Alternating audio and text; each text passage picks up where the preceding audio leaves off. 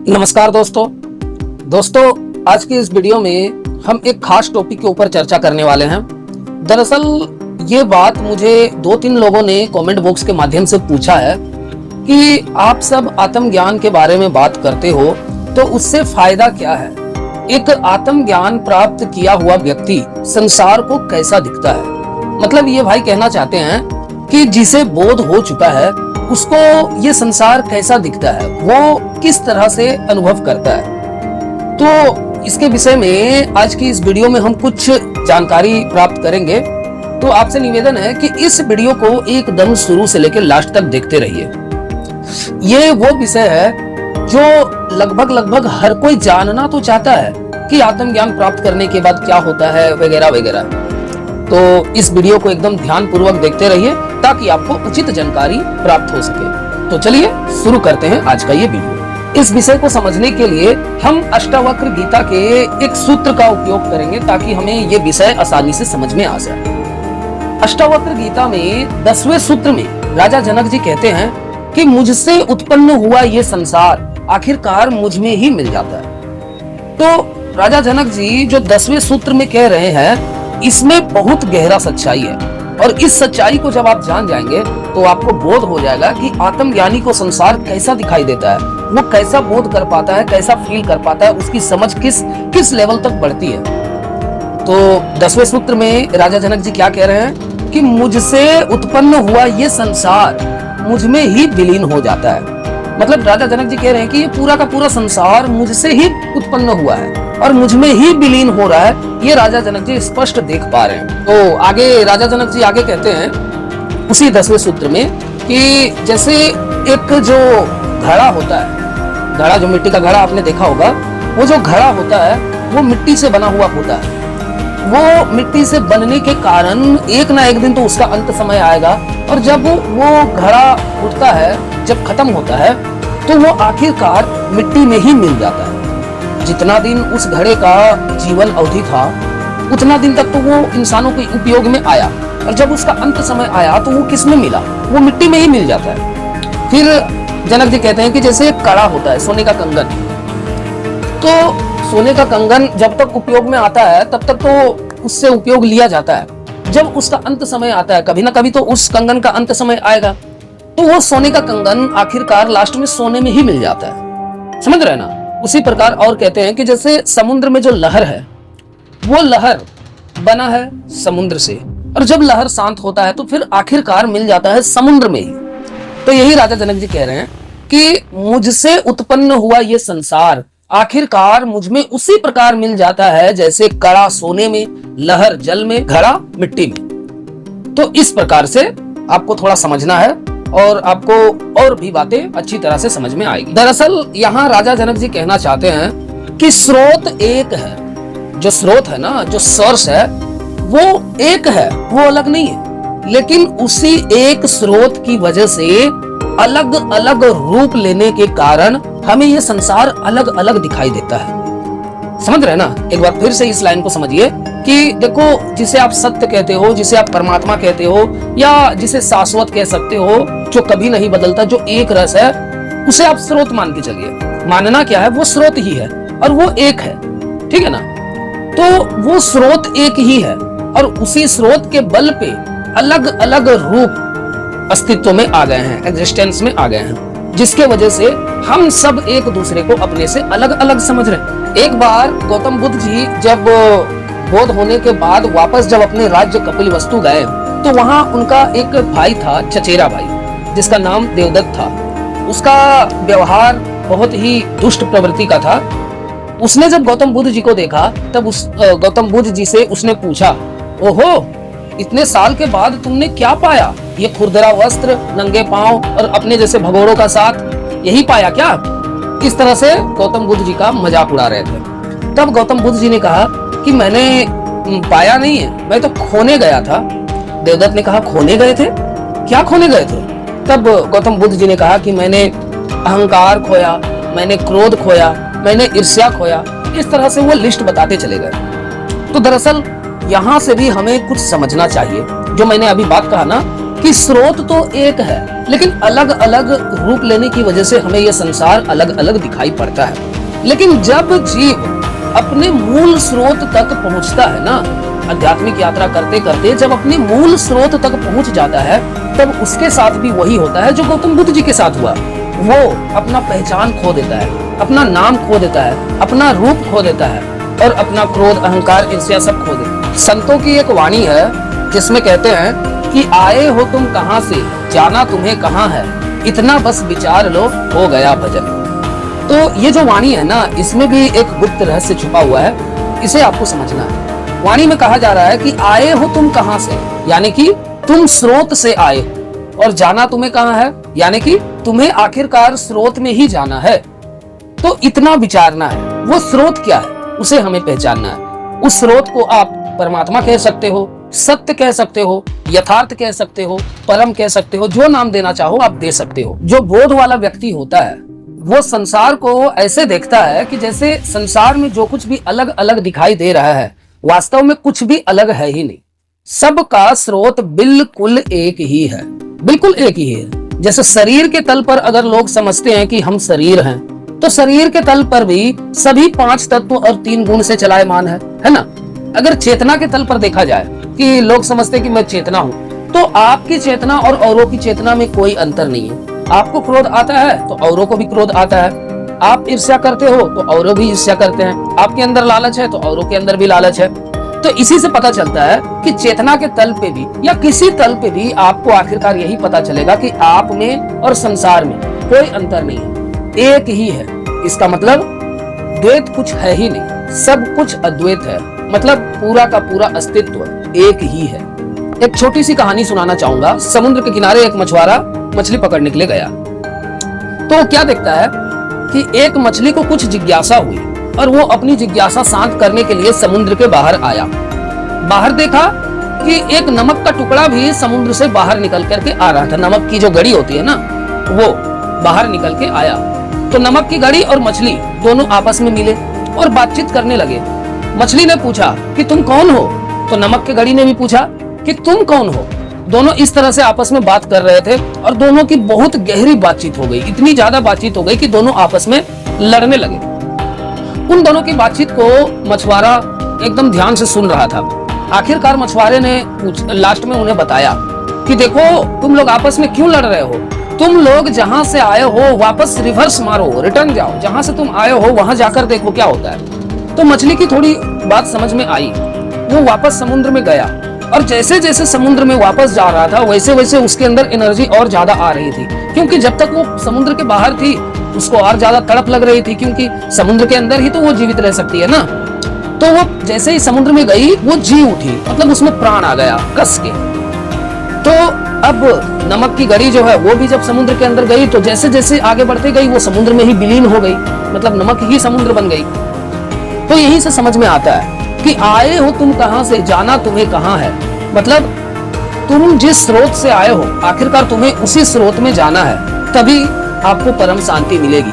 नहीं तो इस संसार में केवल और केवल उसी मछली की तरह जिज्ञासावश बाहर भटकते रहोगे। सत्य केवल और केवल आपके अंदर ही है, बाहर कहीं नहीं है। जिससे तुम लड़ रहे हो, जिसे तुम अपना कह रहे हो, जिसे तुम दोस्त बना रहे हो, जिसे दुश्मन बना रहे हो, जिससे अपना प्रियजन कहते हो, वास्तव में ये आपको अलग अलग प्रतीत होता है। ये कोई अलग अलग नहीं है, बल्कि ये एक ही है, बिल्कुल एक ही है, वो आप ही। एक कहावत तो आपने सुनी होगी कि हिंदू, मुस्लिम, सिख, ईसाई आपस में हम भाई भाई। ये कहानी आपने तो जरूर सुना ही होगा, है ना।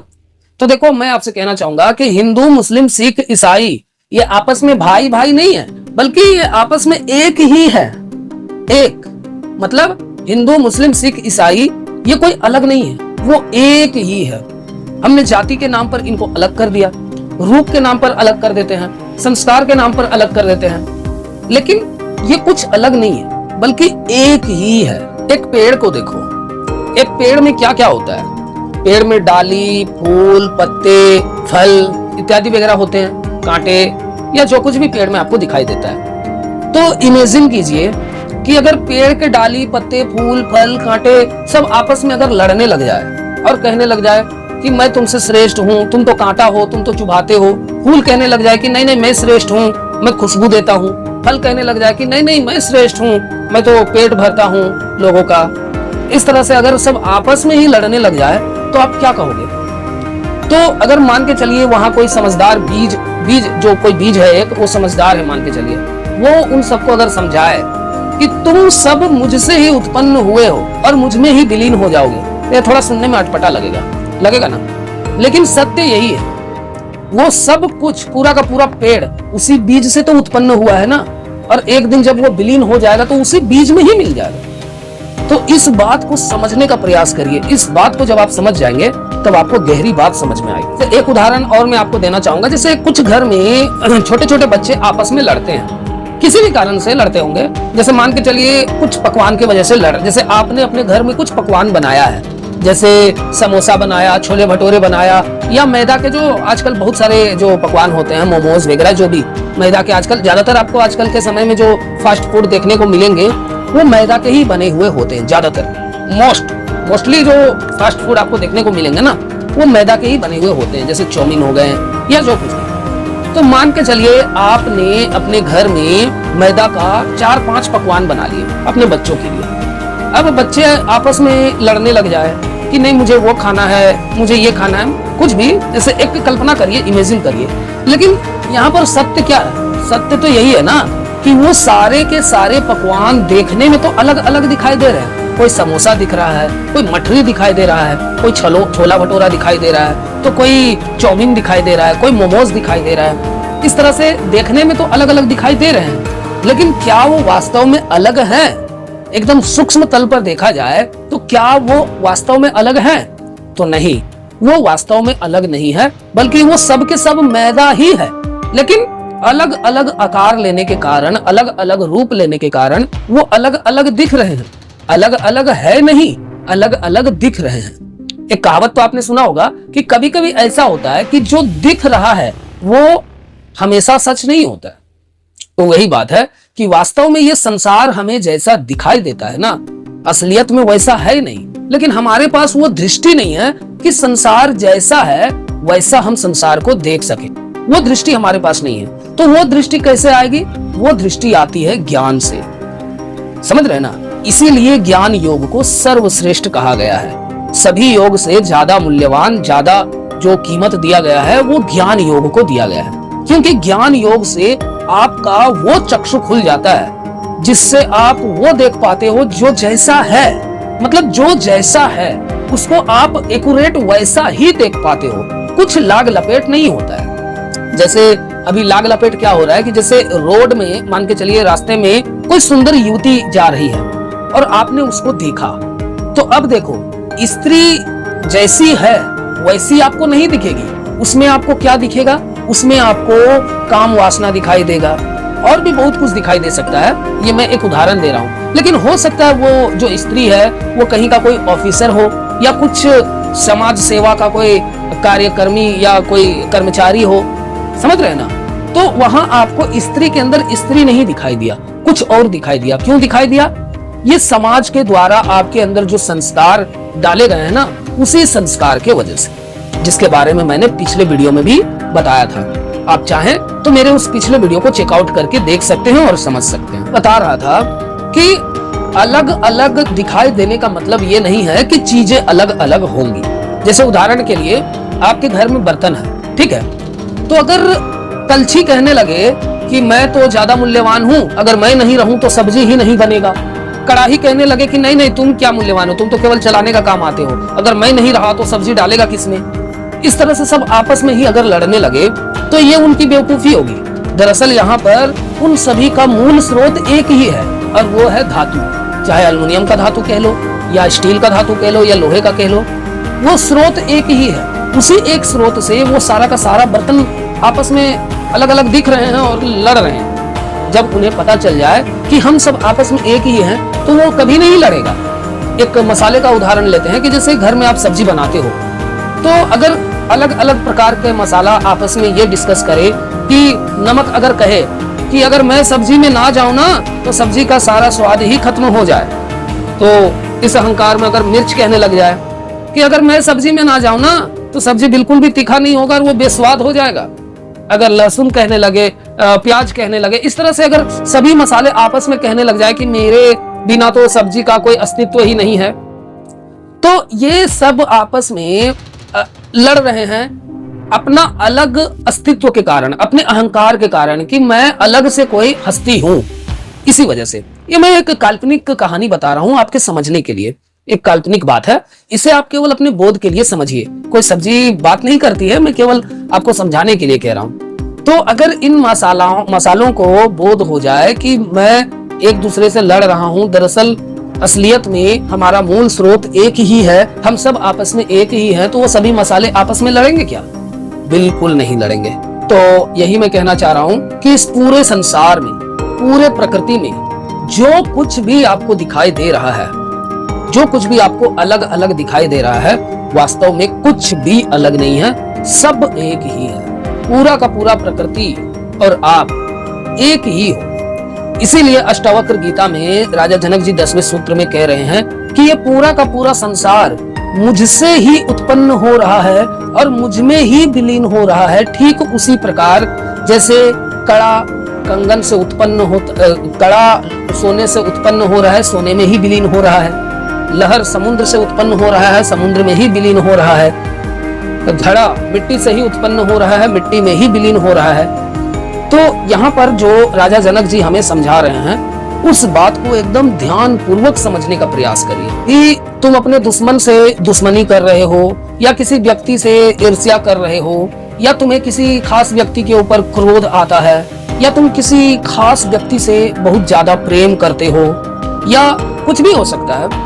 लेकिन कल्पना कीजिए कि जब आप अपने स्रोत तक पहुंच जाओगे और जब आपको बोध हो जाएगा, तो वहां तो द्वैत है ही नहीं।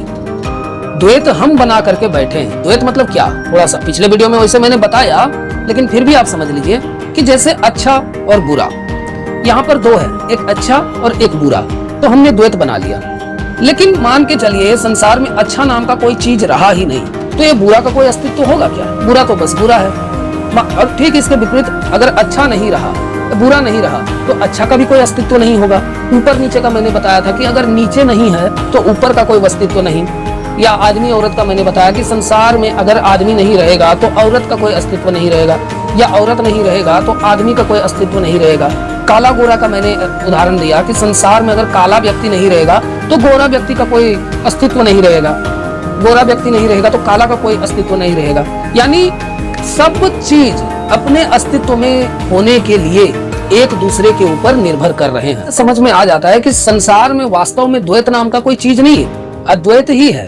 अद्वैत को आप सत्य कह सकते हो, परमात्मा कह सकते हो। तो जब अद्वैत ही है और जब आप स्रोत तक पहुंच जाओगे, तो क्या आप किसी से ईर्ष्या कर पाओगे? क्या आप किसी से क्रोध कर पाओगे? नहीं ना, नहीं हो पाएगा, क्योंकि वहां आप बचोगे ही नहीं। जो आप अपने आप को अभी समझ रहे हो, जिसे आप मैं कह रहे हो, वो तो बचेगा ही नहीं। तो जब वो नहीं बचेगा तो कौन किससे ईर्ष्या करेगा? पूरा का पूरा अस्तित्व एक हो जाएगा। आप अस्तित्व में और अब अस्तित्व आप में, ऐसा आपको समझ में आ जाएगा। तो किससे ईर्ष्या करोगे? किससे क्रोध करोगे? किससे घृणा करोगे? समझ रहे हो ना? एक और उदाहरण मैं लेता हूं, सपने का उदाहरण। रात को जब तुम सपना देखते हो, तो सपने में वैसे तो जो कुछ भी आप जितने देर के लिए सपना देख रहे हो, उतने देर के लिए आपको सब कुछ सच लगता है ना। लेकिन ध्यान पूर्वक देखो तो उस सपने को रचा किसने? तुमने रचा। तुम्हारे जागने के बाद वो सपना कहाँ चला जाता है? वो तुम में ही विलीन हो जाता है। समझ रहे हो ना? मतलब रात को जब आप सपना देखते हो तो वो सपना को रचने वाला भी तुम हो, और जब सुबह जागते हो तो वो सपना विलीन होता भी तुझ में है। लेकिन जितने देर के लिए आप सपना देख रहे होते हो, उतने देर के लिए आप उसे एकदम सत्य मानते हो, और उस सपने के अंदर जो कुछ भी हो रहा होता है उसमें आप पूरी तरह से खो जाते हो। मतलब सपने में ही आप असली जिंदगी जीने लगते हो। तो इस बात की क्या गारंटी है कि जिस जीवन को आप सत्य मान रहे हो वो सपना नहीं है? आप ऐसे समझ सकते हो कि जैसे जितनी देर के लिए आप रात में सपना देखते हो तो उतनी देर के लिए आप उसी सपने में होते हो, सपने के अंदर होते हो, सपने वाली दुनिया को जी रहे होते हो। तो उस दौरान ये जो दुनिया है जिसे आप असली दुनिया कहते हो, तो उस दौरान ये असली दुनिया कहाँ था? नहीं था, क्योंकि तुम तो खुद उस सपने के अंदर थे। तो क्या तुम्हारे लिए ये असली दुनिया अस्तित्व में था? नहीं था। तो इसीलिए जब तुम जाग रहे हो और जागने के बाद इस दुनिया को असली समझ रहे हो, तो ये भी असली है कि नहीं है ये तुम कह नहीं सकते हो, क्योंकि तुम इसी दुनिया में खो जाते हो। तो इसी दुनिया को, इसी सपने से बाहर निकलने के लिए आपको आध्यात्मिकता के इस गहरे रहस्य को समझना होगा, जो मैंने वाणी बताई कि आए हो तुम कहां से, जाना तुम्हें कहां है, इतना बस विचार लो, हो गया भजन। तुम कहां से आए हो? तुम आए हो उस स्रोत से। तुम्हें कहां जाना है? तुम्हें जाना है उस स्रोत में। यही तो बात है ना, और तो कुछ दूसरा बात है नहीं। बस इतना करना है। और इतना करने के लिए क्या करना है? इतना करने के लिए कुछ नहीं करना है, बल्कि जो कुछ भी घट रहा है आपके जीवन में, उसे साक्षी भाव से, उसे दृष्टा भाव से बस केवल देखना है। उसमें कोई इंटरफेयर नहीं करना है, कोई इंटरफेयर नहीं। जैसे कबीर साहब जी कहते हैं एक वाणी में, उनकी वाणी तो मुझे याद नहीं आ रही है, लेकिन वाणी कुछ इस प्रकार है कि कबीरा कुत्ता राम का, मोतिया मेरा नाम, जित खींचूं तित जाऊं। इस तरह से कुछ वाणी है, मैं भाव समझाता हूं। यहाँ कबीर साहब जी कह रहे हैं कि मैं तो राम का कुत्ता हूं, और राम, मेरी जो गले में जो पट्टी है उसकी डोर पकड़ा हुआ है वो राम, वो जहां मुझे खींच के ले जाए मैं वहां चला जाऊंगा। क्या दिक्कत है? उसकी मर्जी। वो अगर दुख देना चाहे तो भी उसकी मौज है, अगर वो सुख देना चाहे तो भी उसकी मौज है। भाई मैं उसकी मौज में खुश हूं। समझ रहे ना? तो इस बात को समझने का प्रयास करिए। इस बात को जब आप समझ जाएंगे तो आपको गहरी बोध समझ में आ जाएगी। तो आज के इस वीडियो को मैं यहीं पर विराम करता हूं। आपको आज का ये वीडियो कैसा लगा ये आप हमें कमेंट बॉक्स के माध्यम से बताइएगा। तो आज के इस वीडियो के लिए बस इतना ही। मिलते हैं किसी अगले वीडियो में एक अलग नई जानकारी के साथ। तब तक के लिए नमस्कार।